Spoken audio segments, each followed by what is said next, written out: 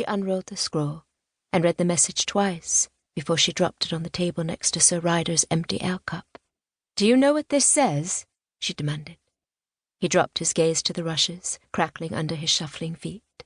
"Mostly, my lady. If you don't accompany me back to the capital, I'm to take your children instead." Only a coward threatened children. "Then King Thorn shall have his curse," Zoleika vowed. "But it comes at a price. He must leave my family alone." "You have my word, Lady Zoraida." Zoleika waved to summon a servant. "Prepare a room for Sir Ryder. I'm sure he wants rest after his long journey. I shall be in my bower," her mother's bower, but the knight didn't need to know that. "Yes, my lady." Mildred looked worried enough not to expose Zoleika's subterfuge. "If you will follow me, sir."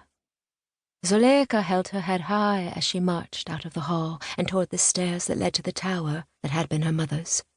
It was no different to the maiden's tower she shared with her sisters, and yet it was a completely different world. Mother's bower held her books and scrolls, all her favorite curios from her travels all over the world, and seemed filled with the heady power of potential of what might be.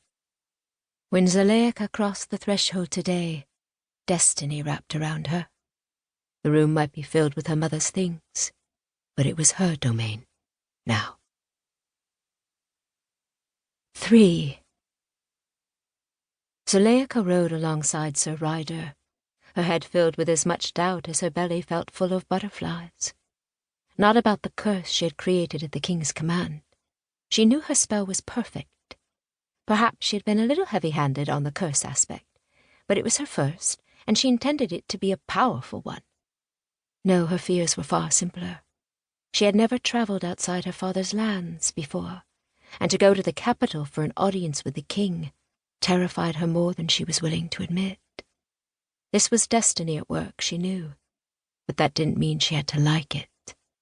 The journey seemed almost too short, for in no time at all she found herself riding through the gates at Sir Ryder's side. Their arrival at the palace provoked a flurry of activity. A small army of maids flanked her and hustled her into a sumptuous apartment, where they washed the dust from her skin, dressed her hair in a fashionable style, and laced her into a gown fit for court. The lavender gown suited her, for it was only a shade lighter than her violet eyes. The maids had pinned her long hair to the back of her head, and so weighty was it that she found it a challenge to bow her head even the slightest bit. Instead, she was forced to lift her nose into the air like the most prideful princess imaginable. How her sisters would laugh if they could see her now. When Sir Ryder returned to escort her to the throne room, Zoleika expected to see the whole court present. However, she found the room empty except for herself, Sir Ryder, and the stern-looking man seated on the throne. The king, she presumed. She dropped a brief curtsy, as her mother had taught her, before raising her gaze to meet the king's. His eyes hardened. "You are not Lady Zoraida," the king said. He turned to Sir Ryder. "I ordered you to bring me a witch, not some little girl." Sir Ryder started to stammer out an excuse, but Zoleika was having none of this. "You sent a letter demanding a curse, or her children," Zoleika said. "So that my mother may lie peacefully in her grave, I came in her stead, carrying the curse you desire so ardently. And I am no child, but a woman grown."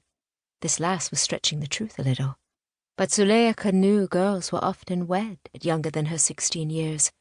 Besides, she knew no child could create the powerful curse she carried for the king. The king waved imperiously. "So, cast your curse then, girl, for your insolence tries my patience." Zoleika's eyes flashed. "I already have." "Your Majesty," Sir Ryder corrected. "His Majesty King Thorn prefers to be addressed as Your Majesty." Zoleika saw more arrogance than majesty in King Thorn's demeanor, but she chose not to argue. "Your Majesty," she said, "I have created the curse you require, and cast it on this looking-glass. It is no ordinary looking-glass, but one which allows the beholder to see any person or place they desire, no matter how distant." She unwrapped the bundle in her hands and held up her mother's looking-glass. "The moment your